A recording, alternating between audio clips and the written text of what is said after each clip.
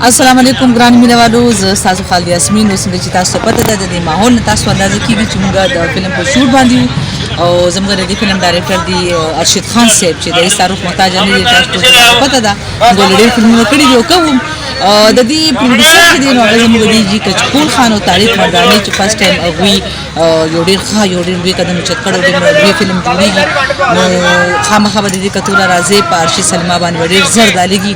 په دې کې شاهد خان دی، سري امزا دی، زموږ کچکول خان دی، ډېر ښه آرټسټان دي پکې. یو ډېره ښایسته سټوري ده، یو ډېره ښه کیسه ده، غم ده، کور څه چې زموږ په معاشره کې کېږي هغه شان د ټولو کهاني چې کړې ده امجد نوي صاحب د دې لیکوال دی. نو ملګرو وی ګورئ او خامخا به راځئ انشاءالله. ډېر زر به په ارشد سلیما تاسو دا فلم ګورئ، مه کوه لوفر دی.